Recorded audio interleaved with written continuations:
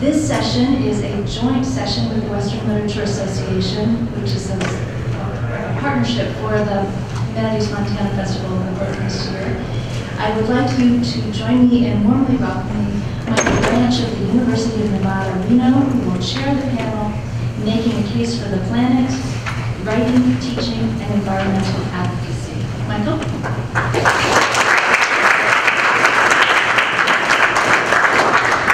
Thanks a lot, thanks for coming. It seems so ill-advised to clap at first. I mean, you don't know how this is going to turn out. So should be patient, take a wait-and-see attitude. My name is Mike Branch. I teach in the graduate program in Literature and Environment at the University of Nevada, Reno. And I wanted to thank all the folks from the Montana Festival of the Book and Nancy Cook from Western Lit for inviting us to be here with you. It's nice that we can put together a collaboration, especially on the issue of the relationship between environmental advocacy and writing and teaching, which I think is something that a lot of you probably struggle with routinely. So that will remind me to ask you to turn off your phones if you haven't yet. And we'll go ahead and get started. Here's the format we've agreed to use. Rather than sort of canned introductions for each of the presenters, I've asked that they introduce themselves and that they try to do so in terms of the main questions that they're asking or points they'd like to make, flashpoint issues for them in the relationship between their own art or writing or teaching and the way they pursue environmental advocacy of one kind or another. I'll make a couple brief comments about my own work in those areas when it comes back around. But our idea is to introduce you to ourselves and our work in the context of the panel's theme, and then move pretty quickly to a Q&A format in the expectation that a lot of you guys as writers, as teachers, as activists are probably struggling with most of the same issues we are up here, and that we might sort of pursue those issues in a more conversational format. So that's what we've agreed to do, and thanks very much for joining us this morning. So first, to Ellen Campbell of Colorado State University. Good morning. I never know what I'm going to say at things like this until I get up, and then words just come out. My issue, well, let me say first, when Nancy Cook asked me if I would come and be on this panel, my first reaction was, I don't do activism. And she basically said, think again. And so I started thinking, and thought, well, yeah, I guess I do. So I thought I'd just tell you a few things that I do that might qualify me. And by now I have more to say than I'm going to take time to say, rather than less. So my issue is climate change. For maybe 6 years, it's the main thing I've been thinking about, and for more than 4 years, it's the main thing I've been working at whenever I could. So I do this in a lot of different venues. I'm going to just briefly touch on a couple of them. I do try to incorporate the subject in my classes, every place I can squeeze it in, which I can't always do, but I often can do. I am working on a short personal essay that's taking a long time to write, partly because I don't know how to write short. So I'm trying to train myself to write short and personal, and this is my subject. It's actually about Mount St. Helens, but it's about kinds of disasters and how hard they are to think about. I recently finished a book, which I have a couple copies of, and flyers if you're interested. I don't think they have it outside. It took 10 years, but the last 4 or 5 years of the book, it got slanted more and more in the direction of climate. It's about natural landscapes, the really big kinds around the world, and the big forces that shape them, and climate is one of those forces. And it's about how we understand those landscapes through the sciences and through culture. And so climate is one of the chapters. Climate change are one of the 5 chapters, but also it pervades everything else, as indeed it does, because it's one of the big shaping forces. It's probably the biggest index category if you put all the little, like ice melt and glaciers and so forth into that index. And that book attempts to make the relatively abstract information about atmospheric CO2 and that sort of thing really embodied by looking at how it is related to other really concrete things that we think about all the time. It's also aimed not at academic readers, but at general readers, and it combines personal There are a bunch of personal essays by a bunch of different writers, as well as sort of chapter things with information. So that ate up a lot of my time for the last 10 years. And then about 4 years ago, what really changed is that my husband, who's also an English professor and a writer and a teacher with me at CSU, he and I we got worried about climate change, decided to try to do something about it, weren't sure what to do, didn't know if writing was exactly the best method because there's lots of writers. But we were teachers and we were familiar with the university, so we started a climate change education initiative at CSU. We ran, for 2 years we ran talks, we ran about 110 talks with about 110 different speakers. We pulled people from 27 or 28 academic departments on campus to speak, all 8 colleges, and a bunch of people from town and from Denver and from the region. Since then, we got tired of writing talks, it's a lot of work. So now we run 1 or 2 a year, and that's pretty much it. But we now take every opportunity we can to talk about what we do in hopes of inspiring other people to try something like that on their campus. And also, we got really interested in the communication issues. Partly the issues about translating academic language, and especially scientific, into general parlance, science in, English out. And also the really vexing complications of communicating about climate change itself. So we give talks about that as well. And then mostly I run a website, and I have bookmarks for the website. It's called 100 Views of Climate Change, and the premise is that this is everybody's business. We need everybody's skills and perspectives to deal adequately with it, not just scientists, engineers, policymakers, but really all of us. So it's multidisciplinary. We aim for college level content, high quality, up to date, but primer level clarity. Everything on that website is understandable to non-specialists. So I'm the one who finds the materials. I read lots of lists, email lists, and people send me suggestions, and I read them and I cull them and I write annotations for them. So that's where my writerliness comes in. And I'm embarking now on making videos for that. I took a week-long sort of kamikaze class in filmmaking for scientists in April, and I really loved doing it after I got over the total shock of trying to work in a completely new form. So I'm just now starting to do that. I carry my camera around and take pictures of beetle-killed pines and that kind of thing. So I do have lots of thoughts and worries and so forth about the whole how you balance activism with other things and how you take a shy personality and put yourself out in ways, and how you match your actions sort of to your personality while pushing the edge, but I think I'll save all of that.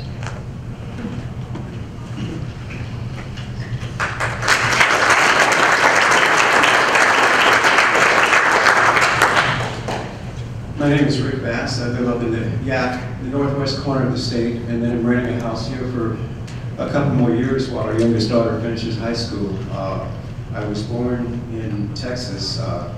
I grew up in Houston, the petrochemical crater, of the country, but I was born in Fort Worth, so whenever I said from Texas, I was born in Fort Worth, and don't tell folks I left there, 6 weeks after being born. But so I started out, kind of in a hole as an environmentalist and other things too. In Texas, there's this myth, the West and everything being independent and free and strong and big and all that stuff, and it wasn't what I was seeing in Texas. So I thought, well, maybe if I go west. So I went to Utah State, studied wildlife science and skied, and then I got an internship as a biologist working for Weyerhaeuser in Arkansas, and my boss was profoundly unhappy. I was the one going out in the field, counting the deer pellets and the turkey tracks and throwing the hoop rings and doing vegetative plots and stuff. And he was at the desk, crunching the numbers all the time. He said, change your major while you still can. You're going to be poor and pissed off all the rest of your life. And so I did. I thought it'd be anything but this. I changed to geology where I could work for myself. And so then I worked as an oil and gas geologist in Mississippi and Alabama for about 8 years. But I was missing the West, so I came back here. And about that time, I started reading fiction and decided I wanted to try and write fiction, and just fell in love with it. So I wrote short stories. It was back in that boom period of, can you guys hear me? Okay, great. Back in that boom period of, when you could make a living just writing little short stories. And that's what I did for a good long while. And then when I got here to Montana in '87, landed in the Yak Valley, fell in love with it, spent about a year just wandering around, this idyllic halcyon existence, carrying a fly rod and a shotgun and a pen and a notepad and write little poems and stories and getting up early and staying up late, going to the bar, just, everything just dreamy. And but then I started seeing the devastation that was going on up there. Became an activist, started this little grassroots group. We'll talk about it in Q&A, but the Yak Valley Force Council, and that's, I guess that's what I'm doing here now.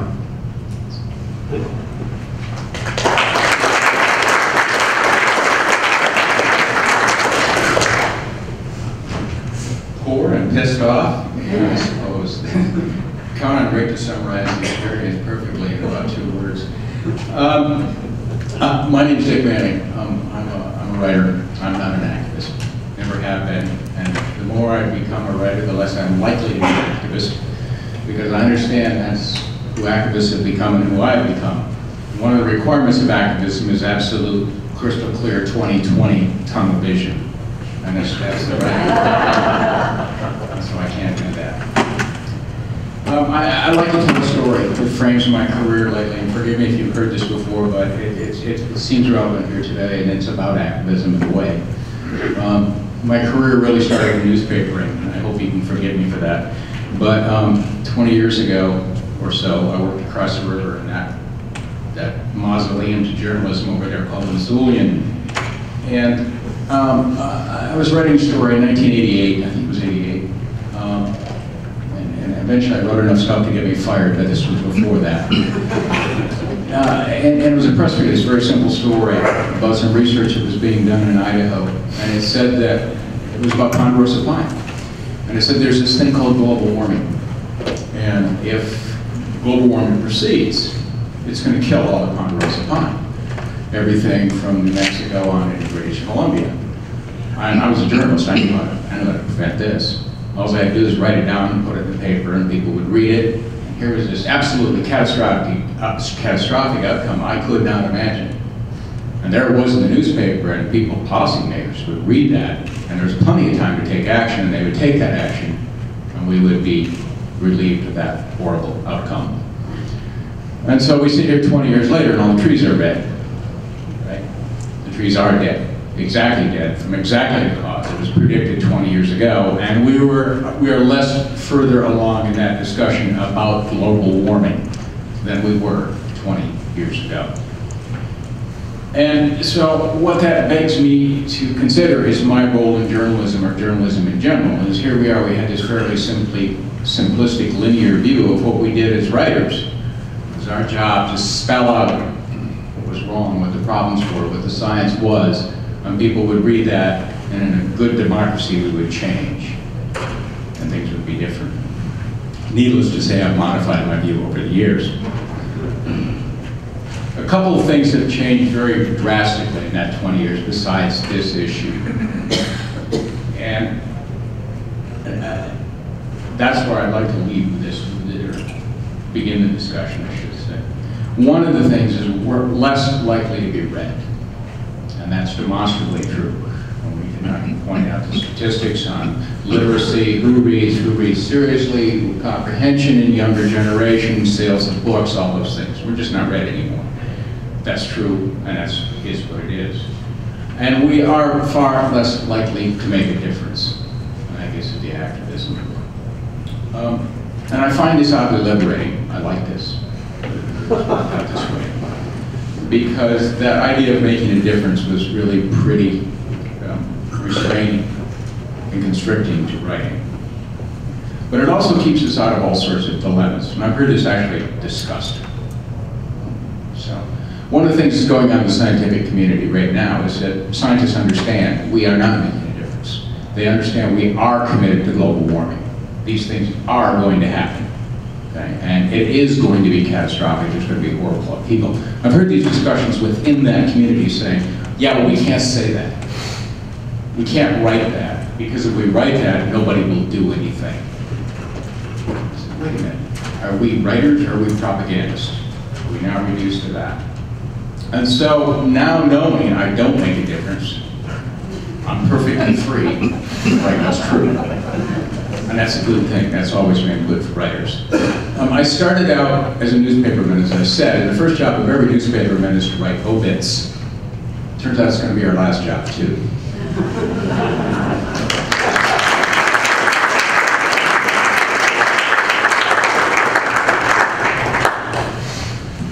Thanks.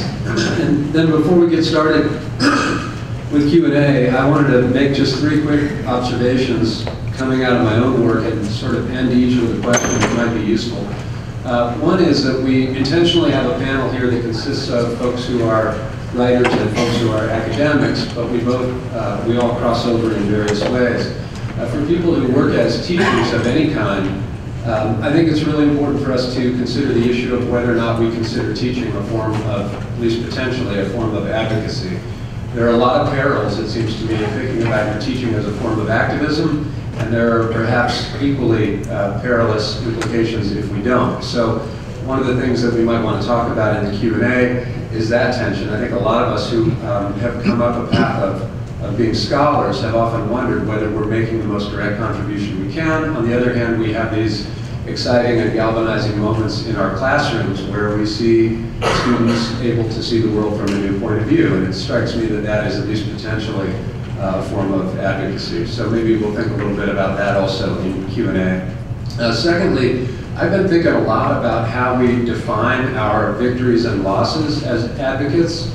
A recent example from a long string of examples of losing battles I've been waging as an environmental advocate my whole adult life was spending a 1.5 years nonstop opposing a development that would have converted my own home valley, which is mountain lion territory, pronghorn calving grounds, mule deer winter range, etc., into a giant subdivision. Well, I lost this in a huge way, which was totally predictable. I knew it going in that I had no chance, so I spent a 1.5 years of my life on it anyway, and lost it. It took a real toll on me and on my family. It was a difficult decision to do this. As a result of this loss, however, there were some other corollary victories. My valley is doomed. However, in Reno, Nevada, where this all went down, we created enough of a media storm that there was an effort to create basically a water petition that went on as a ballot measure that insists that development has to be keyed to water resources. And that ballot initiative passed. So did I lose or win? And I think the answer is yes, right? And so we struggle with this all the time. I also am interested in how we see crossovers between our work as writers and as advocates. As part of that battle, I wrote a literary essay about the evolution of pronghorn antelope, and it was primarily just to make people think, wow, this is so amazing, and then indirectly, hopefully, connect the dots and care about the devastation to pronghorn range as a result of this development. And excerpts from that essay are now actually in the management plan for the Sheldon National Wildlife Refuge up on the Oregon border. So there are these strange ways in which advocacy makes its way into writing, but I think the opposite can also happen. So my second question then has to do with this issue of how we can define wins and losses in a way that keeps us going, that allows our efforts, whatever they may be, to be sustainable. And then my third question has to do with how we write and speak about environmental problems. And in particular, I've become really concerned with, frustrated by, the dominance of a couple of rhetorical modes in environmental conversations. One is the Jeremiah, right? Where we're angry because people are doing the wrong thing and we feel compelled to tell them so. This can be a powerful rhetorical mode, but it tends to wear people out very quickly. It has a short lifespan. So if what we want to do is actually change things instead of just be heard, there are risks to overusing this mode, I think. And the second is the elegy, right? We feel a need to express grief at what we're losing. And that's important, that we have artistic forms that allow us to express that kind of loss. But there too, audiences fatigue of this very quickly. So if the objective is an artistic, stylized expression of grief and loss, fine. If we're trying to make the world better somehow, change people's point of view, get them to act, I'm not convinced that either the Jeremiah or the elegy really helps us too much anymore. I think both forms, in some ways, have been exhausted through overuse. So in my recent writing, what I'm experimenting with, and it's quite dangerous, a lot of people don't not like it, is humor. So I'm primarily using humor writing now. And there are various reasons why environmentalists in particular aren't always comfortable with humor. Maybe it implies that this is a trivialization of something that's really important. Maybe it looks like it's too geared toward entertainment instead of actual change. It's perilous in various ways, but it's been really fun. And I write a monthly blog essay for High Country News called Rants from the Hill. And this does not look like activism in any way from a distance. But I'm reaching a wider audience than I ever reached in other modes of writing that I've used. And I'm trying to use humor to try to hold people's minds open long enough that I can sneak a few ideas through before they close again. It doesn't always work, but I think that we have got to figure out how to attract and hold audiences, or whatever it is we have to say is not going to get us very far. So my third question then has to do with what kinds of rhetorical modes or stylistic approaches are most likely to actually have an effect. Okay, so now we're going to open this up to questions and answers, and if you could speak up when you ask your questions, and if you want to direct them to a certain member of the panel, please say so, otherwise we'll just wing it up here. So let's go ahead then and begin. Yes? I have a basic question, and it's, how do you know your message isn't getting across? We use the trading books, internet, blogs, libraries. The idea that I have to buy every new book, and I have a huge library and stuff. So that's my question.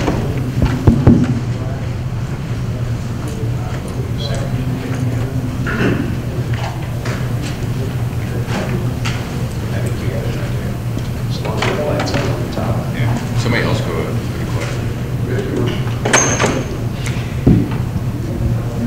Can you ask it again, please? My question is do you think you're not getting your message across because I'm not buying every book you write, but I still get information other ways by trading books, used books, internet, libraries. So I don't want you to be depressed because I'm not buying every book. I thought when I said I was a kid recently.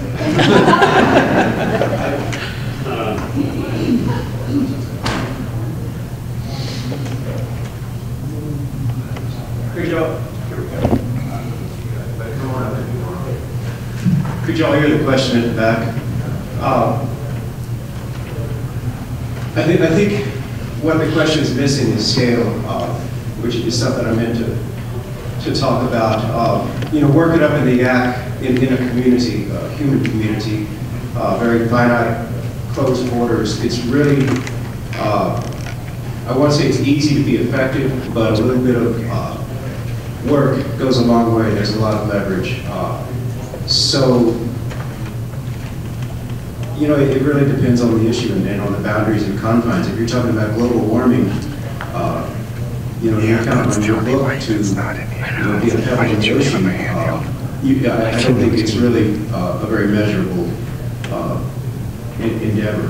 If you are, like I was saying, a watershed level, outside of Reno or up in the YAC or wherever, if it's a manageable scale, you can measure your success. And it is not through books published or read or sold or articles forwarded or tweeted or whatever. I think the real activism in the West, particularly in small communities, is in how you occupy a position in the community. That's trying not to get too windy, but and that wasn't your question. I'm totally off base now. You're asking about books. How do you tell if your books are working? I'm with Dick. I think books are irrelevant. It's just kind of what we do. It's the spore we leave as we move through the world. But as far as activism, like people in Montana kind of have a rough idea of what's going on in northwest Montana. Oh, timber wars, oh, mining wars, oh, enviros and extractionists. And that's not gotten so much through reading a book. I mean, maybe a book comes out, a book about that, but you don't have to read it to get the story. The stories of the people occupying that territory and fighting those battles are what communicate themselves, orally and through just kind of word of mouth. We all kind of know what's going on in the state. You know, we know what's going on in the Clark Port roughly. We know what's going on in eastern Montana with the governor's coal trains. We know the stories without really having to read books about it. And again, that's not a real happy piece of news, but as Dick said, it's liberating. But what is not negotiable and is measurable is you know, how you occupy your position in those closed ecosystems, those closed community borders. And you can measure that. You get a sense of if you're moving forward, you're moving out, if you're getting pushed back, and it changes week month by month, year by year. Is this, am I? Yeah, okay. I do want to add just briefly to that, and what Rick said is right. I mean, you need to understand the pathology that it's work here. And we don't really care about who buys our books often. That's true. Our publishers do, and our agents do, and all that, but I don't think that much about it. And in the, no, I don't. And in the end, it's like, if nobody bought the book, would I go on writing it? Yeah, probably. Probably. It's just what you do. You don't know how to do anything else, and so you just do it every day. It's a compulsion. In the end, it's a pathology, and there's not much we can do about that. Yes, in the back, please speak up. Hi, Ray Williams, just wanted to ask Rick and Dick, brief summation of the Yak Valley Council and how it evolved over time, and what its successes and frustrations or falling short have been. And Dick, what have you seen in terms of the evolution of the timber companies from your days of exposing the worst practices to today? Yeah, no, I'll go ahead with, yeah, the question to me was, and the question to Rick was about the Yak Valley, I'll let him restate that one. To me, it was about the timber companies and the evolution of their role since. And it's interesting because the timber companies themselves have changed. I mean, as in who they are. The players have changed. They're gone. So when I started writing, there was the days of corporate timber in Montana. It was Plum Creek and Champion International. Both are effectively gone now. Plum Creek still exists by virtue of its holdings, but it doesn't really do anything. And so we're now back by almost evolutionary forces to a sustainable level of companies out there trying to make a living, as opposed to the corporate overcutting that was occurring 30 years ago. And that's radically changed the world, and it has especially changed politics. So the new timber companies, the guys who are here now, those smaller companies, are perfectly willing to engage in discussion, in meaningful discussion with people. And we're seeing the fruits of that in the state in terms of a wilderness bill. I'm not supposed to call it that, but that's what it is. And so that's a level of change. The downside of change is we've become so on both sides have become so cemented in their roles that we're unable to think about things that we need to do, like cut small diameter trees to react to global warming. And so people are still locked in the discussions of 20 years ago and I would just assume we'd not be talking about this. We're not talking about global warming, but we are. And it's real, and we're going to have to do something about it. And some of the things that we have to do are really distasteful, like cut a lot of trees. We don't have the capacity to do that, either in terms of physical capacity of mills or political capacity in an enlightened discussion about it.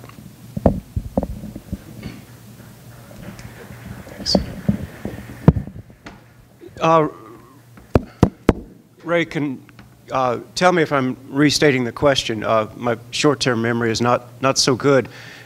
Did you ask about the evolution of I guess, the on-the-ground situation in the Yak? Okay, sure. You know, when I went up there and, you know, I thought, okay, writing books is going to change this. There's no designated wilderness in the Yak. It's the most biologically diverse valley in the West. And I thought, okay, the environmentalists of the world just don't know about this place. I'll write a couple of essays in the Sierra Magazine, Audubon, that kind of stuff, and they'll correct it. There'll be wilderness all over the place up there. And I thought it'd take a 12 to 18-month concerted effort of really cranking out a lot of articles, and I did. Nothing happened. And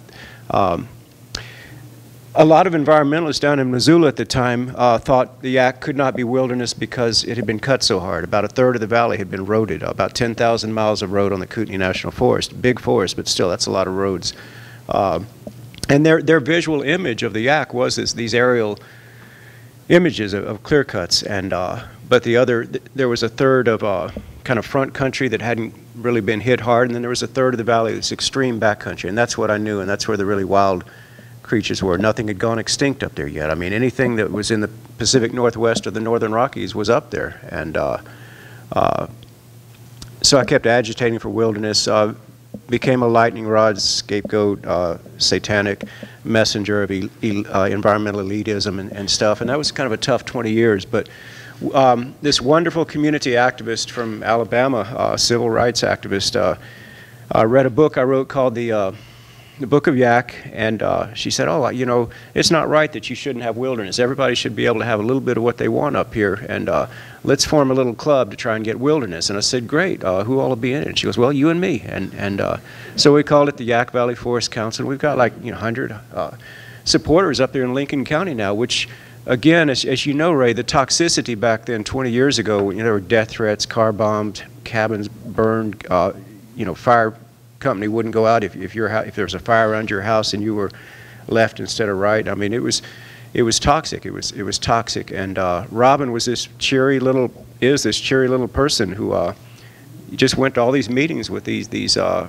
multi-generational, reflexive, hate-filled, polarized extraction representatives, and just wore them down with her unflagging optimism, and she would shame them whenever they'd be a bully or rude. She would be the good cop, and I'd be the bad cop. And so eventually the community has gotten really weary of the hate and worn down. And so when we came up with a solution of common ground, where we don't give away anything, that's why we don't get much. We just found some little areas of common ground where we can agree to reduce overstocking in small diameter trees around people's houses. We can agree to keep the least controversial roadless areas roadless, and the two basins where the snowmobilers still legally are allowed to go, we'll allow them to continue. We will support that. We don't have any leverage. We'll support their continued use there as long as the winter needs of wildlife are met there. It's a very small package, but it's a start. And the great value of that, besides some of the on-the-ground protections, is the community detoxification. And Dick mentioned a bill that Senator Tester has picked up and run with, and every time I get behind a microphone, I know we're here about art and literature, not about politics. But I'm not talking from a political level. I'm talking about the personal level. Whatever your politics are, it is undeniable how much courage he has to come in his first term and pick up this issue that's been festering in our state for almost half a century now, and to try and push it across the finish line. Again, yeah, for the good of the timber industry, yeah, for the good of recreation, yeah, for the good of wilderness and wildlife, but also just to dilute the hate. It's a good thing, and you don't see that kind of courage much. I'm really grateful to him for it. Thanks for that, Ray. Another question, please? Okay, Marie. My name is Maria. Stand up and speak up, okay? My name is Maria. I'm from Montana State University, and I have a history of designing innovative educational programs. I'm currently designing an environmental literature project, multimedia project on the Valley of the Wild. And my question is there a model? You just defined some of the steps that we take to move from activism to discussion to resolution. Is there a model for that? Or is it different in each situation?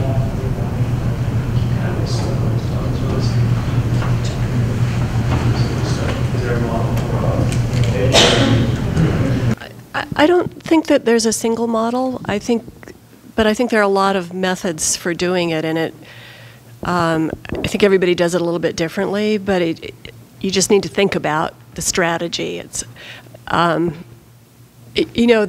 being able to write the truth versus thinking about how what you write is going to affect your readers. That's a tension that really interests me, too. And I also hear scientists saying, this is the case, but we can't say it. And it's true you can't say it because it turns readers off, but it's still the truth. And so that problem creates some real challenges for how to sort of orchestrate your procedure. I teach a nature writing class, and last spring I was doing it, and sort of accidentally, I think, we got to about 4/5 of the way through the class, and we hit the unit about taking care, which is where after 4/5 of the semester of reading about how, I don't know, how cool and interesting and amazing everything can be if you learn about it, suddenly we're reading about the threats. And I'm always uneasy about getting to that point in the semester because it's so easy to turn people off and upset them, and it's not fair to make students feel like everything is hopeless, and it isn't actually entirely hopeless. And one of my older students said, "Oh, I see what you've been doing. First you make us care, and then you tell us that we have to do something about it." And it was actually, I didn't have that in mind, but I think that kind of thing is not a bad idea. That's your strategy, but it seems like a model to be like finding the status quo, identifying the barriers, and then moving towards transformation. And then the strategies, finding the strategies to get there. I just know that would be really helpful for me as I'm designing this program, so I can run that fine line between not being inclusive, not ostracizing anyone, so you can have a larger audience and you can create change, which is a lot of I want to talk a little bit about the model question because I think it's really interesting. And it turns out there are models, but they're difficult for us to see. And let me go to, first of all, what's not a model, and go to a completely different field that's not loaded here, which is economics. People think about economic theory. It's very highly developed, very rational, and it turns out it doesn't work. It doesn't work very well. It only works when we stop considering some things. And one of the reasons it breaks down is because of the assumption of rationality. So we assume in all market systems that there's rationality at work, and that's what we're doing here when we talk about education. We assume people are rational. They most assuredly are not, okay? And they don't act that way. And so we're looking for other models that might explain that, and in fact, other fields have done that, like economics. And so if we start going into what used to be called, before it got a PR guy, chaos theory, and now it's complexity theory, and into those, and the short word, my term for that theory is shit happens, okay? And that's the one that begins to guide what really goes on in a changing world. That it's highly complex, it's not driven by rationality, and it's a bunch of forces arrayed against each other in unimaginably complex ways. And how do we deal with that? Well, you kind of take a position and watch. But the best model we have, and it's incredible to me that it takes environmentalists forever to figure this out, is evolution. That these things proceed on evolutionary scales and evolutionary time, and nobody's directing evolution. There's no rationality in the system whatsoever, but it manages to be fantastically creative and come up with solutions that we just can't imagine. And so it's humbling to realize that's true and sit back and stop worrying about these linear modes of doing things and understanding it's been going on around us all the time. We need to be good observers, not directors. It's so exciting to hear you say that, Dick. I mean, that's I hadn't realized it, but that's how the work up in the YAC has gone, exactly what you're talking about. I mean, I don't know if it was David Brower or whoever, long ago said endless pressure ceaselessly applied is the model. But that's the fuel of evolution. I mean, every living organism is trying to exercise the territorial imperative to procreate and establish and secure territory and resources. Environmentalists are the same way, the timber companies are the same way, the mining industry the same way.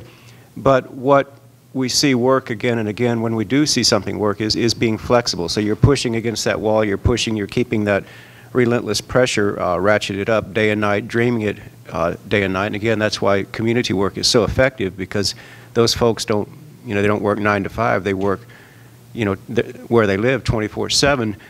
But then when you get being flexible is what I'm trying to get at. When you see a crack, an opening, you shoot through it like a green tendril through a crack in the sidewalk, and so the flexibility would be an abstract key, I think, to any model. That is how evolution works. Is things go a long time without changing, but they're always just right there beneath the surface, and then some small mutation gets a break and finds a crack, and the world changes. Yeah, I'd like to chime in on that too. I really like that metaphor, and I think that would be another part of my answer, that what we have done really is just try everything and try to see which things work the best. It's this sort of opportunistic try a lot of things, and with any luck at all, some adaptation or some little innovation seems to be successful in one way or another. I mean, you never know exactly how it's successful, but people like it, or the people who are doing it like it, or suddenly you see a little opportunity where, I don't know, somebody says, gee, I really wish I knew of a something resource, and you think, oh, I can make that, and then you make it. And it's just that small scale stuff. And I think what I like about the evolution model is I keep thinking you have to have faith that that's going to work, but I haven't had a good metaphor for how it's not a bad idea to have faith that that's going to work, because that is what works. That's how it works. Your question, please. Yes. Yes, I have a question about making sure that our environmental advocacy is inclusive in terms of minority populations or traditionally oppressed populations. I feel like there are all these complications that arise using writing as a methodology for advocacy in terms of who is literate enough to access to that information, in terms of who voices must contribute because of what we consider environmental or natural or wild, in terms of who has the financial luxury of caring about these kinds of issues. And I was just wondering if any of you could speak about how do you use either writing or teaching to make sure environmental justice and social justice can come together.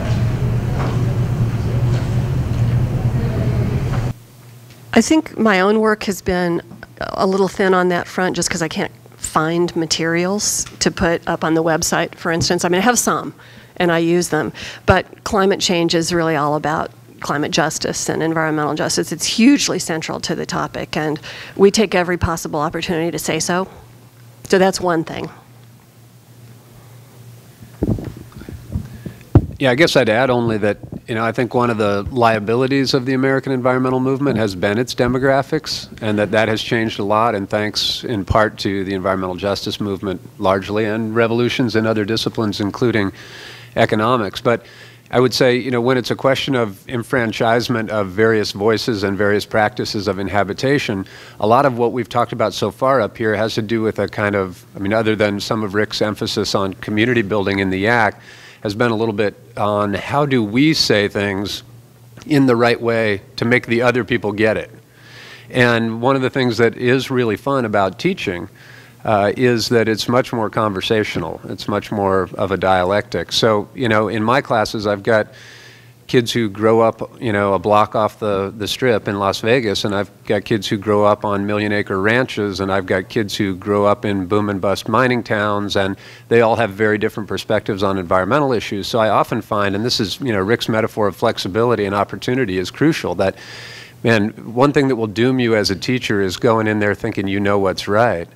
And so I think to the degree we can have sort of supple pedagogical structures that end up pivoting more on what kind of local knowledges our students bring to the conversation, not only is it more fun and we get educated too, but I think it's much less likely to have that effect that we've seen so often where people of color and people from certain kinds of extractive communities think that, caring about the world is what the middle-class white people do, and nature is the place they go on vacation. So I think maybe this idea of conversation is helpful in that respect. I want to respond to that too as well. Without discounting the importance of your question, it is driving in the rearview mirror to a certain extent. And where we are today is even more frightening. So it is true that environmental gains were made traditionally from white, educated, middle-class people. That's who supported the legislation, especially the Keystone legislation from the 1970s and 1980s. What we need to now realize is we no longer have a white, educated middle class. That is now gone. That basis of support that built where we are today is no longer passable in our current political climate. We have done things like gut public education and destroy the middle class in this country, and that support base is eroded at the same time.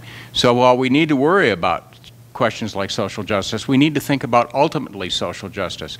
We have impoverished now Americans. So 1 in 15 Americans is now impoverished. 1 in 5 American children lives in poverty. And with that outcome and with the gutting of education system, no way can we have a reasonable future. So if I were an environmentalist today, I would be more worried about the gutting of public education and the loss of a middle class than almost anything else. It's left us with a system of largely poor people, and when environmentalism is done by rich people. I know what that looks like, and I'm not real comfortable with it. Hey, Dick, could you take an opportunity at this moment maybe to talk a little bit about your poverty work and its relationship to how you see your environmental work? People in the room may not be too familiar with that. Oh, yeah. Well, I've worked generally in issues of poverty in the developing world over the last 10 years, especially in Africa, South Asia, South America, and so forth, and how those things come together. And then specifically over the last 3 years, I'm working at the University of Montana as a researcher in the National Native Children's Trauma Center. And what that's looking at is how human relationships, especially among impoverished children, drives their ability to perform as adults and to behave. And so in the end, part of ecological restoration to me ends up being social restoration, that if you have a place like we have in the Northern Plains where people on native reservations here live in something like 85% unemployment rates and poverty levels that look like Africa, that we really can't have an economic or an environmental future at the same time. Thanks. Yes, speak up, please. Yes, I'm Judy Muller. I'm a reporter. I teach journalism at Amherst. USC Canada. And about 10 years ago, I was a reporter for ABC News out here doing a story on the proposal to reintroduce grizzly into the Bitterroot. And Rick, your phrase, community detoxification, really struck me, because this was some time ago, and I thought the story was, television is naturally restricted to, well, on one hand, and on the other hand, lots of pictures of grizzly bears. What? They're flesh-eating carnivores. Oh, yeah, you gotta have a lot of that. But I saw the story as something richer, which was that for the first time, representatives of competing groups, and these defenders of wildlife and a couple others, Tom France was part of it, we're sitting down and meeting with representatives in the energy industry and timber and ranching in one place, and they would meet over many months in this old lumber mill. They threw out the government, they said, we're going to do this on the ground, we're going to find a way to reach agreement here. And they hammered out a proposal, which ended up being adopted by the federal government because it had grassroots support. And this kind of, obviously it's not new, back then, I thought it was a story, that there should be common ground to get over these issues and what you're talking about, community detoxification. These are people who would not have sat in the same room with each other. They told me so months before. You probably know much more about it. I know you know much more about this than I do. But what I want you to comment on is the fact that even though this was adopted and proposed under the Bush administration, I think it was Helen Chenoweth, somebody in Idaho, who just threw it out and got killed. And this is years of work from people on the ground of good faith coming together. So in the face of that kind of thing, what do you see as the future of that model coming up with answers? Well, I hope, could everybody hear the encapsulation? Yeah, down in the Bitterroot, biologists and environmental activists wanted to reintroduce grizzlies into the Bitterroot Mountains, and some non-traditional partners got together and came up with a plan to make it work, and did so outside the government. And then Helen Chenoweth and her folks, Kemp Thorne, were able to, and Bush were able to derail it with a few well-turned phrases and polarization. Two takeaways from that model. Three takeaways. The first is it takes a long time to build something. It's really easy to tear it down. That's just when you're outnumbered, when you're matched up against. That's just the nature of the opposition and the challenge. It doesn't. That's just how it is. The second thing is these collaborative, community level, watershed level discussions are extremely tenuous, and hope sinks lower in the water with each subsequent generation, because each time a well-meaning coalition comes together and fails, other people point to it and say it's not going to work. See, they tried the same thing you're talking about. So it makes success very important. And the third thing, third takeaway is, again, not to beat a dead horse, but it makes the discouragingly singular support of leaders such as Senator Tester, all the more important to, all the more courageous and all the more important when, you know, he's got to get these things across the finish line. You know, whoever was I don't remember if it was, I don't remember which senators were starting to embrace the Bitterroot Bear Plan, but they didn't get it done, and it has had lasting, you know, across the decades now. It's been a couple decades since they started those conversations. The stakes are high, and when good work gets done, it's got to be rewarded. It's got to be rewarded.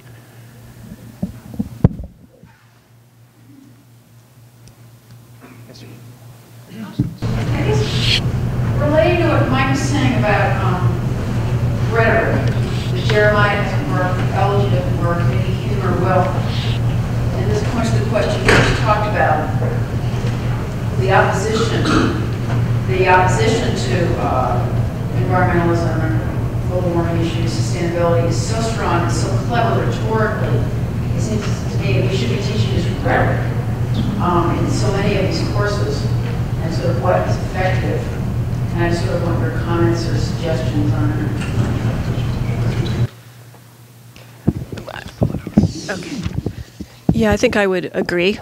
I wouldn't have agreed 4 years ago, but I've been paying some attention, and it turns out there's lots and lots of really interesting research done by social scientist types, and that's not my realm. You know, I'm an artistic type writer, and I don't think that way. I don't do studies. I haven't in the past read studies, but now I do. And it turns out that people know some things about what works and what doesn't work. And so, for example, humor does seem to work, and fear does not seem to work. Fear works, but not for very long. So I completely agree. I think that's something that everybody who's interested in making some difference with words needs to be paying some attention to. It's just hard to shift into reading that literature. It's often deadly dull, and you know, the methodologies can be hard to grasp, but I'm completely with you.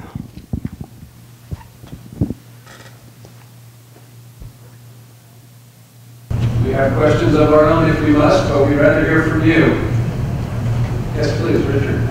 Yeah, we were talking about the importance of community organizations or grassroots organizations.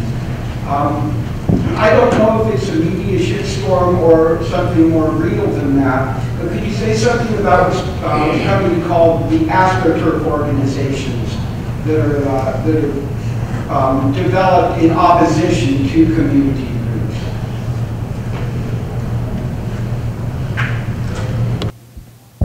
I'll take a particular swipe at that, and the way they are used.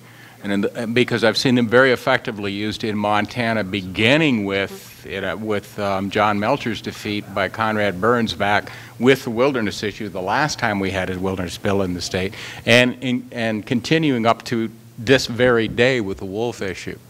And where it becomes incredibly effective, and where activists in the state and environmentalists in the state get blindsided, is understanding the ability of the major money groups to use wedge issues. And they don't, the guys in Texas, the oil money in Texas, do not give a flying about wolves, right? But if they know the wolf issue is a hot button issue in Montana, they will use it. And they are using it. And there is money flowing into this state to inflame passions about wolves. So now we can go down to Valley County, here, a county commissioner saying it's ruining our quality of life, wolves in Montana, right? And it's that ability to use a wedge issue that the AstroTurf groups are good. The NRA is the perfect example of that. I mean, you can, you know, within 5 miles, linear miles of here, I can show you entire groups of people who think the only thing that matters in this entire world is if I have my gun. That's it. So, yeah, they're there. They're real.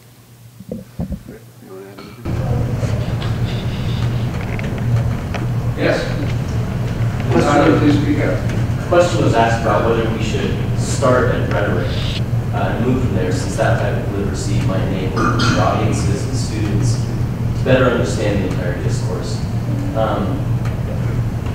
One of Dick's comments makes me think that maybe we need to start at economy and revising our notions of what it means to be prosperous. There's nothing that hits you like the bread plate itself, and if we can get our students to think about that, perhaps they can see the connections between this issue. So I wondered if you've, in your teaching and writing, been successful in helping students identify connections between their living and environmental nature? Well, I'll add one comment. Sue Ellen and I were having coffee this morning talking about this, and we're struck by what appears to be the incredible success of local foods movements around the country. And as we chatted about this, and she can tell me if I am misrepresenting this in any way, I think we sort of were of two minds on this, that on the one hand, this is back to these definitions of victory and defeat, right? We need a win as environmentalists, and there is a certain amount of morale buoying that occurs when you see how quickly the local foods movement has taken root around the country. And when you mentioned, Tyler, the bread plate, I know you meant economics, but it made me think of the fact that, you know, the one thing we all have in common is trying to eat every day. And if we can conceive of a practice as simple as our eating as being intimately connected to these other issues that are more abstract and therefore typically more intimidating, it seems to me that's quite hopeful and positive. On the other hand, we were also a little suspicious. You know, there's something too easy in a way about the local foods movement, and there is also a sense in which, having participated in it in some way, we began to wonder if, well, yeah, you know, if your choice is fixing global warming by adjusting your lifestyle or participating in the local foods movement by going to the farmer's market, this is a no-brainer. Which one's going to feel better? And so, you know, in that sense, I do think we have to find ways to connect these issues to our students' everyday lives. But even as we do, there's this perilous dark side, which is once you've connected and acted by going to the farmer's market, then what? Because as Dick has emphasized, the scale of the problems is so immense. So I vacillate between, on the one hand, saying, you know, small, concrete, positive steps that make people feel involved is the way to build, and on the other hand, sort of feeling just desperately discouraged by the fact that the steps we do take are so small, and that often for our students, we want to believe they will necessarily lead to larger and more enduring patterns of reform, but I think the evidence is largely to the contrary. And I'm discouraged by that, and so now I'm going to ask Sue Ellen to say something quite sanguine and optimistic about this. I might actually just sort of say the same thing in slightly different words, that it seems pretty clear that you have to start with something manageable and small and personal. But one of the things I've learned from reading some of the communication work is people talk about the single action bias. It's really easy for people to do one thing and think that's enough and put it out of their way. And the new solution I've heard talked about for that is to think about actions, to talk about actions in terms of steps. So your first step might be to eat locally, and then what's your second step going to be? So I think that's one kind of way around the dilemma that we were talking about. But we probably all know people who think that if they go to the farmer's market or go to Whole Foods and buy organic, that's really all they need to do, and it becomes just personal. It's maybe only about what chemicals you're putting in your body, and they forget to think about carbon footprints of stuff shipped from Chile and so forth. Yes, please speak up.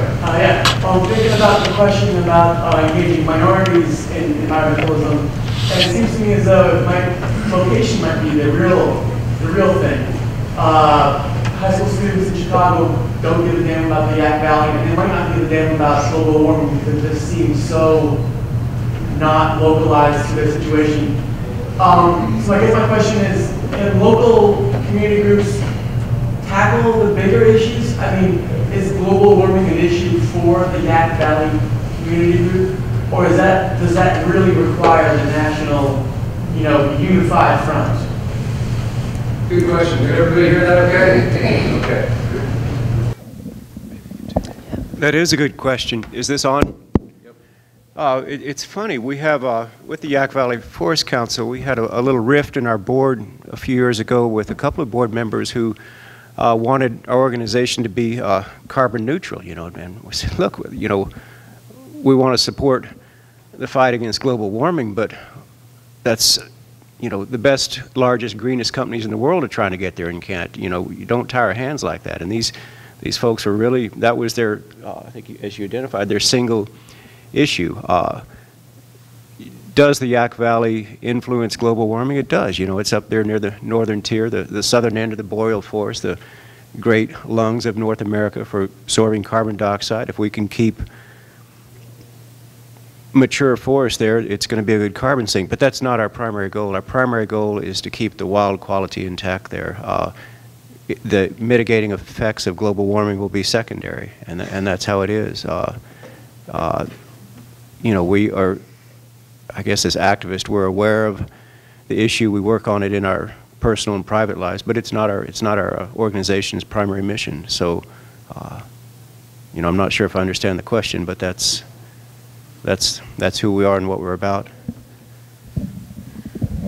My introduction to global warming and talk about books making a difference was reading Bill McKibben's End of Nature. When did that come out? The late 80s, right?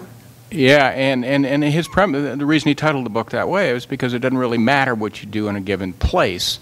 Nature is no longer in charge in that place. Global warming is, and what that looks like. And so that says to me, and the interesting part about global warming here is it's not that it's an isolated, or we are isolated from that, is I think we're in the vanguard of that we live with global warming today. And in Montana, in a very serious way. And all you have to do is remember the summer of 2007, when we had temperatures of 106, 107 degrees, all consecutive days in July, and we burned 8 million acres of land that year in Montana. That's what global warming looks like. That's real. And so all our forest plans and our plans to deal with things on the ground here in Montana are now gone as a result of global warming. They have evaporated literally in smoke. But the thing that tells us, and the thing that's really interesting about this is, you know, we've been going through all this year saying, well, are we going to do something about global warming or aren't we? And the answer to that is being given to us right now by this vengeful God of nature saying, it doesn't matter if you do something or not, it's going to happen. And one way or another, nature will respond, and we're seeing that. I'm not sure, still not remembering what the question was or if I heard it correctly, but I just want to tell a quick little story. What's cool about the Yak, you know, it's up there in the northwest corner of the state. It was the last place where the ice left Montana during the last retreat of the ice. And even as the rest of the glaciated ranges around there, Glacier, Whitefish, Cabinet Range, Bitterroots, et cetera, were getting shredded and carved by that retreating ice in Lake Missoula and all that stuff. The Yak Valley sat under about 3,000, 4,000, 5,000 feet of this dense blue ice, pushing down, you know, metamorphosing the sediments rather than having those high peaks stick up and get shredded. And I like to think that it will be the last place where this wave of beetle infestation and global warming mortality in our forests will reach up there. It's going to be an island, a refuge, a last bastion of biological diversity that if we can eventually mitigate global warming and begin to stabilize it or turn it around, it will very much be a species refuge. But again, that's not our primary goal. We're aware of it, but we're focused on wilderness and community justice, community equity, detoxification. Can I add something real quickly, which I forgot to say when I wanted to say in the last time, a practical issue here. Go back and read a week ago in the New York Times, a week ago today, as a matter of fact, major story on trees and global warming and fires. And so what has been obvious to us here in the West for now 3 or 4 years is now true because it's been in the New York Times. But go ahead and read it because it really is a very good story and it gets to the specifics of what we're talking about here. Yes, sir. My name is Bob Campbell. 40 years ago, I was a delegate to put in the environmental protection in the Montana Constitution, which is a natural resources and inalienable right, the strongest protection for environment in the world in that Constitution. Okay.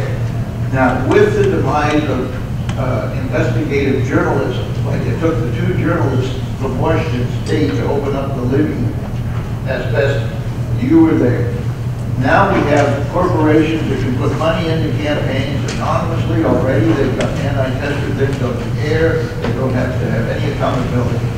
Do you feel any obligation in your awareness of this environmental thing that we can stop the anti-environmental candidates from speaking untruths about it so we don't have to go to the legislature and see them try to dismantle Montana protection?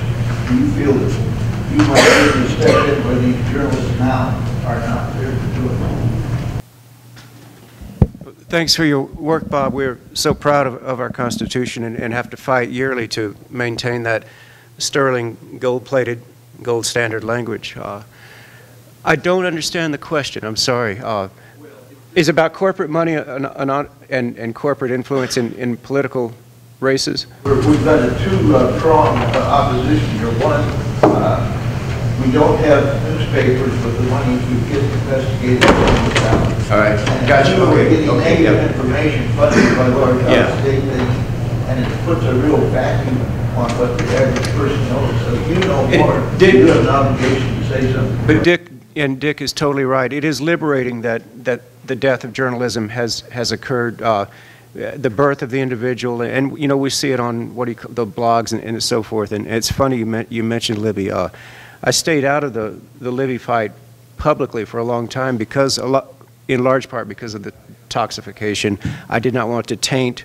I was such a demon up there for being a wilderness lover. The worst thing I could do for you know, my friends and neighbors who had mesothelioma or asbestosis was to embrace the issue. I mean, it would really complicate things.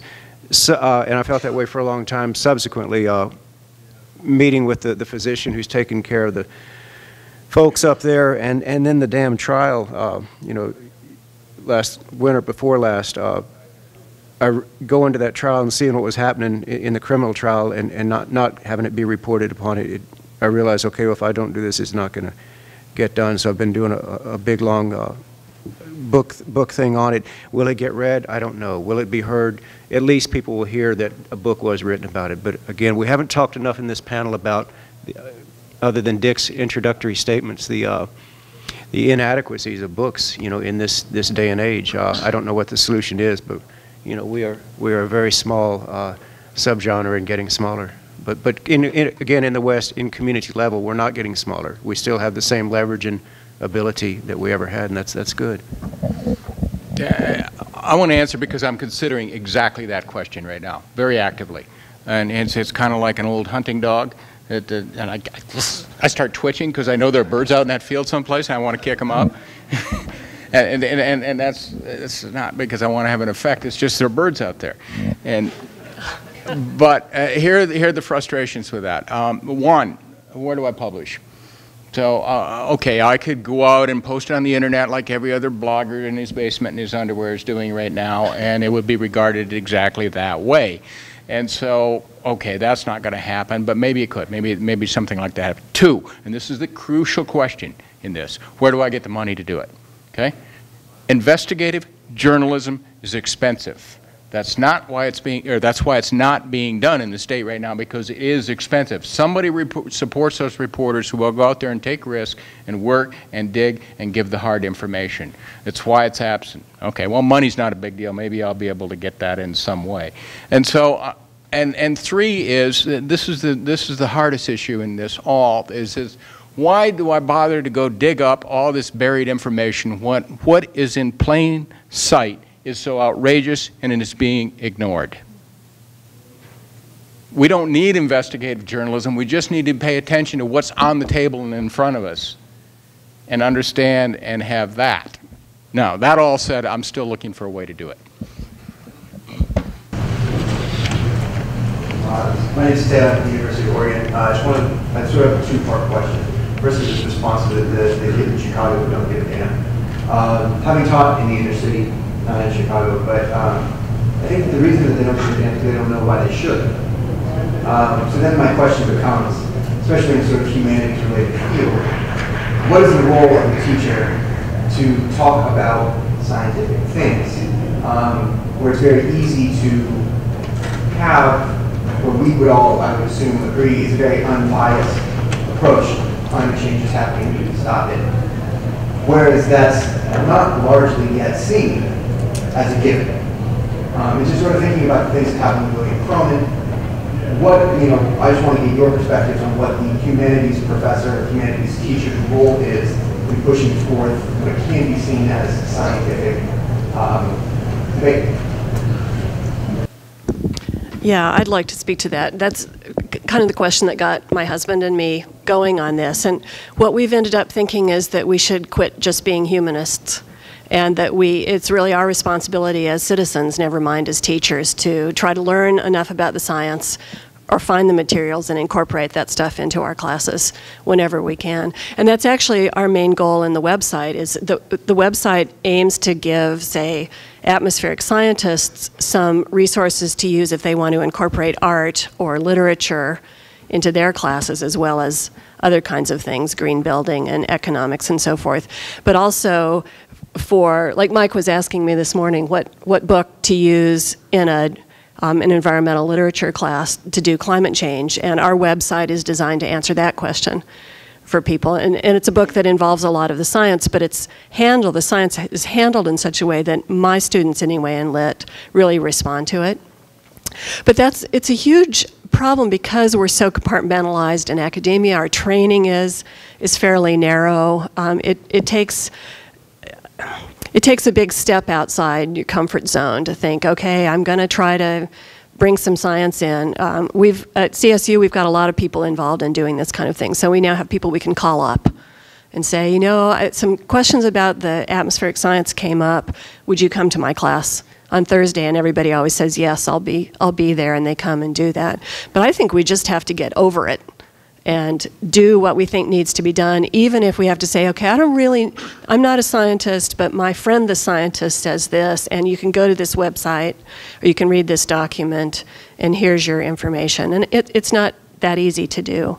I also want to add one thing from before. There is a lot of work on climate change that's really locally specific, and there's some really interesting work on urban and climate change. And in particular, there's some Chicago stuff. And I think that everybody seems to think that's the best way to get people engaged in the issue, is to, as with the pine beetles, we talk a lot about beetle kill in Colorado because you can't miss it. It's killing all the trees. It's really obvious. Never mind weird weather and so forth. So that's a little off the subject now. And I wanted to ask the panelists a question. This comes back to an observation that Rick made a minute ago, but it connects to a bunch of the questions that you guys have been asking. You know, the role of the arts and humanities in helping to solve these problems, and this is something that we're centrally interested in. And I think there was an older, more optimistic narrative that went something like this. The world is full of scientific information about environmental problems, but information alone doesn't tend to change the way people act. To change the way they act, you have to change the way they feel. So for people who are involved in the arts and humanities, I think that, you know, the optimistic narrative on this was, well, if we can make the films, write the books, create the paintings, write the music that causes people to respond emotionally to these problems, they are more likely to be engaged in some kind of advocacy and activism than they would be when they're confronted only with data.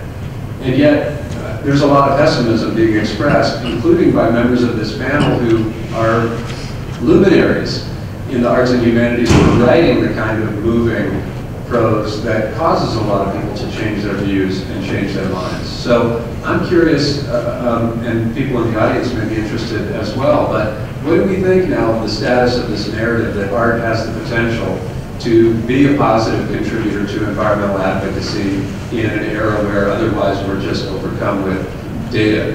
Do we still believe that, or are there limitations now, or has the situation changed in the last 20 years?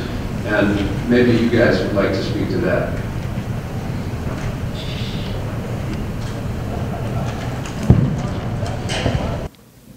I'm going to speak so that Sue Ellen can say, how is that word pronounced? Sanguine? Sanguine? Sanguine? My turn is... Yeah, because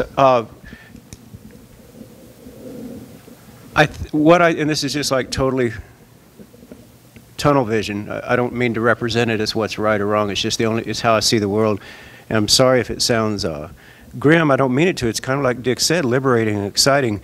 I think I sense intuitively, you know, the animal body of the human, or the instinct of our 180,000 years, that something is different now. I know that every generation, for as long as we've been bipeds, has had that feeling. It's what defines our strange experiment of a species so far off the trunk of life, and so unparalleled by any other, you know, vertebrate, or most every other vertebrate. But I think something's wrong. I think we've gotten too far out on the limb. I think we can sense the air beneath us, the great fall of it. And I think that the situation in our inner beings is so in turmoil, so in peril, that the old standbys of the abstractions of arts and the humanities, even science, math, are too abstract. The primal connections of humans to humans is the thing that we are searching for desperately, even if we don't realize it. So again, back to the community model, I think the new art is how you are in your community. It's like, you know, Dick sees the world like a hunting dog. I see the world like a football coach. There are 22 players on the field, 11 on offense, 11 on defense. It's all about matchups. Where do you position yourself in that 120-yard long field, you know, 53 yards wide, 53 yards, 6 inches wide? Where do you position yourself at any point in time to be effective? And I think right now, how you move through your community and through the people you know is the artful thing. And I don't. It doesn't mean I don't love books. It doesn't mean I don't love short stories. I love them as much as I love museums and other antiquities. But I think the art is really how we. I think what we're all looking around for is role models and heroes about, okay, oh, we're all going to die horribly and soon, and here comes the charge. What do we do? And so, really, I think the art is in the individual right now, how you live your life. And that sounds like a cop-out thing to say, but it's what I look at. It's what impresses me. I still like a good poem when I read one. I like a great story when I read one. But what catches my eye, and has caught my eye for several years now, is individuals like Dick, like Doug Peacock, Terry Tempest Williams. I mean, yeah, they're great writers, but they're also there's just something different. I think that's what we're looking for. So it doesn't, just because books may be taking second seat right now, it's not the end of the world. I just wanted to comment on your question about the humanity of this. I think, first of all, we need to acknowledge that Heart of Monster is an excellent example of both personal courage and using the art form to bring a new voice to this whole question. So I definitely wanted to pass that along. But I do have a question, and I'm hopeful this isn't a downer.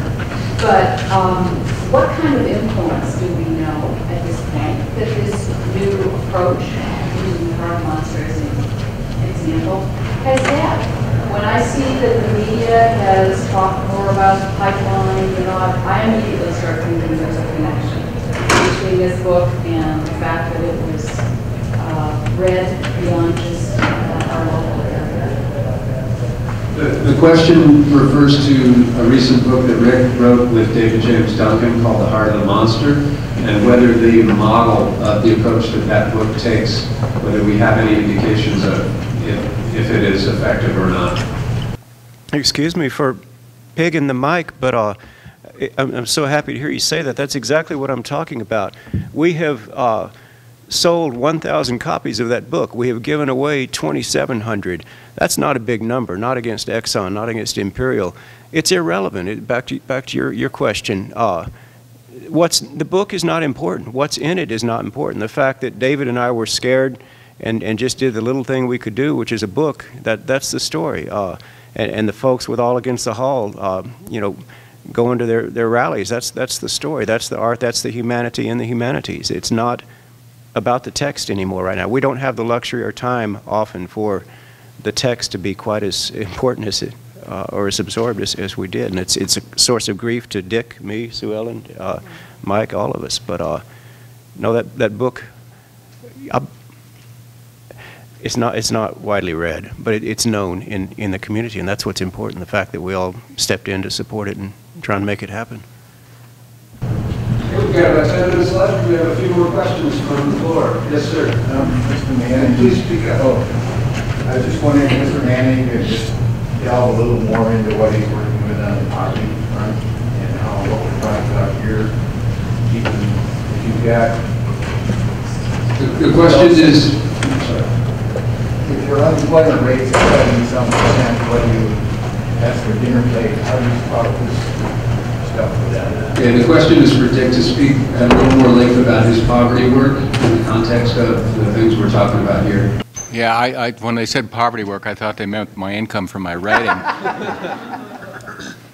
In fact, let me expand on this because I want to respond to what was going on in there, because it does speak to this larger issue of poverty. But let me put it in a small way first, which is if we were to consider poverty in places like Fort Belknap, okay, in Montana, a reservation in Montana, and what would we do and what would that look like and how would I incorporate an environmental solution on that?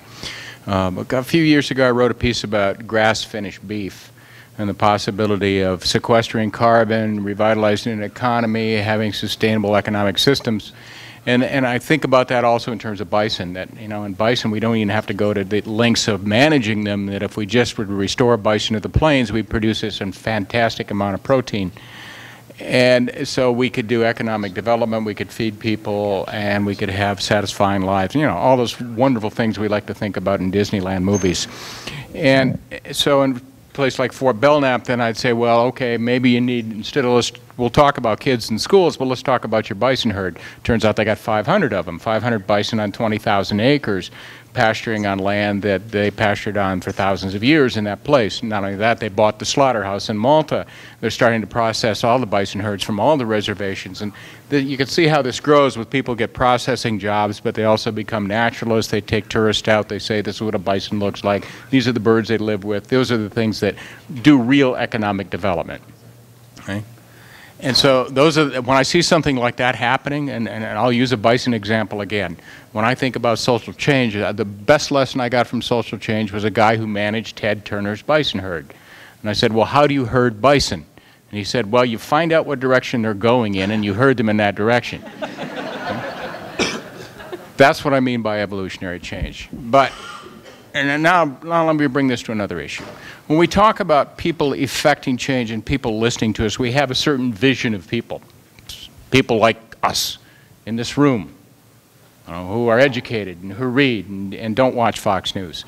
Right? And even if we were to go ahead and include the people who do watch Fox News, at least they're fed.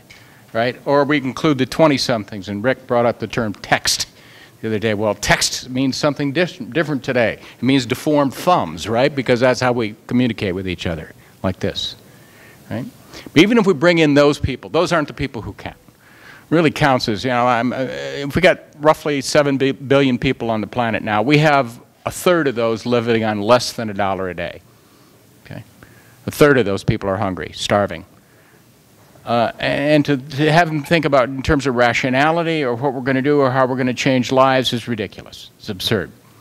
The one place that has done the most to lift the most people from poverty in the last 20 years is China.